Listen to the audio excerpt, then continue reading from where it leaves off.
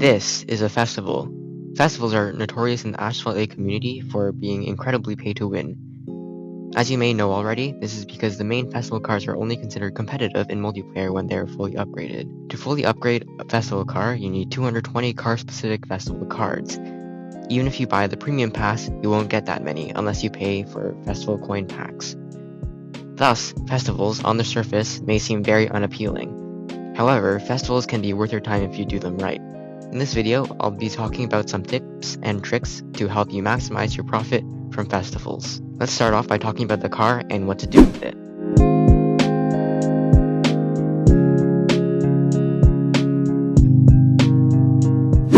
Generally, you shouldn't bother upgrading the main festival car.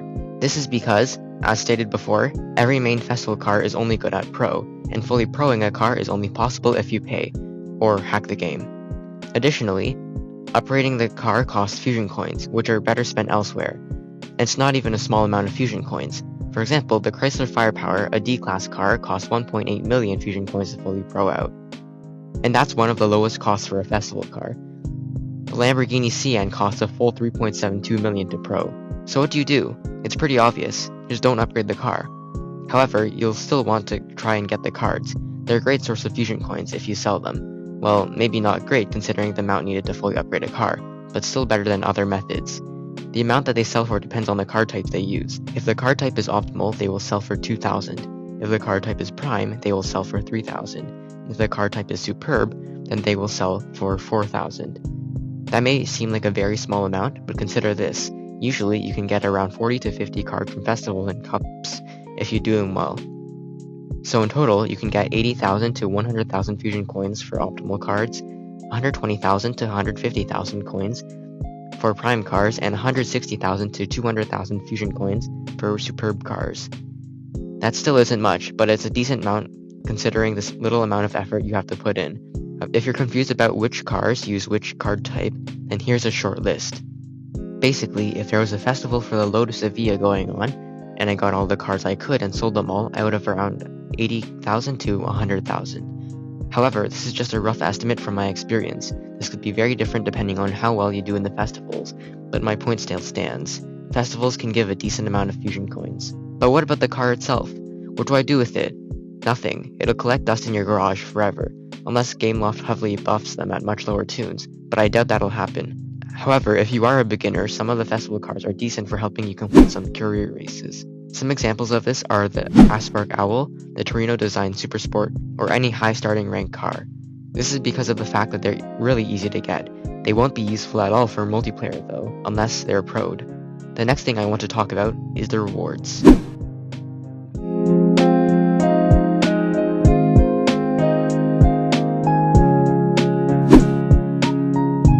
Festivals have some decent rewards. If you don't have the premium pass, you can get tokens, credits, various boosters, and more. I don't think I need to tell you that these are pretty useful. Although it isn't as much as you could get in the good old days, it's pretty good for today's standards. One of the most notable rewards from festivals are the boosters. You can get hour-long nitro starters and tuning kits without having to actually upgrade the car in most festivals, which are very useful in multiplayer, as I already said in my boosters video. In addition to that, you can get some other boosters as well. Another notable reward is the 200 tokens. Tokens are becoming much rarer than before, so this can help a bit. You can also get 500 tokens at tier 23, but getting there is only realistically possible if you pay, which I don't recommend. Speaking of which, the last thing I want to talk about is why you shouldn't ever pay for the premium pass.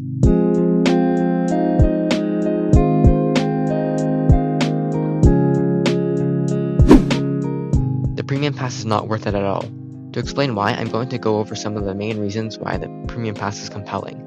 The first reason is that in most of the recent festivals, there has been a buffed car at tier 1 available with the premium pass. Usually what Gameloft does is that they take an older car and they buff it to be much more competitive at their ranks, to make the purchase of the premium pass more worth it. This is probably the reason that makes the most sense. However, just because you're basically guaranteed a car does not mean that you're guaranteed to get it at a good tune for multiplayer. This is obviously because they're all going to be at stock, unless you've already applied upgrades in their R&Ds. When they're at stock, they're not going to be as good as they could be for multiplayer. And even when tuned properly, some aren't even that good for multiplayer, like the BXR Bailey Blade GT1. But to get to a good tune, you'll have to spend lots of fusion coins, credits, and cards. You don't get all of that from the premium pass. So basically, even if the car is good at Max Pro, you won't be getting it at Max Pro. So it's not as worth it as you might think. Additionally, I still wouldn't think the price of the premium pass would justify the car that you would get, even if it came with all upgrades applied. I mean, sure, it'll usually be a pretty good car for multiplayer, but is it really worth it? I'm going to use the Porsche Taycan Festival as an example. It costs around $20 USD. Sure, that seems like a decent price for a king of the game, but when you factor in the outrageous upgrading costs, I don't think it would be worth it at half the price. For $20 USD, you could buy a full game, or even two. Another reason is that you get more cards to upgrade the car. Even with the extra cards though, it's very likely that you won't be able to fully pro the car with a premium pass. You'll need to buy coin packs, which cost more money. Remember, festival cars are only good at pro. The last reason is that you get more rewards. But is it really worth it? I don't think some extra credits, tokens, and fusion coins can justify the premium pass's price. You could argue that all of the reasons I already talked about combine to make the premium pass worth it. However, like I said, if you spend the $20 USD on something else, like another game, then you'd likely get more value out of it. It is your money though. If you really want the premium pass and can afford it, then go for it. I'm not stopping you. Do whatever you want with your own money. I think that's where I'm going to end the video. Festivals aren't really that hard to wrap your head around. If there's anything I missed, I will, like always, pin a comment about it. See ya.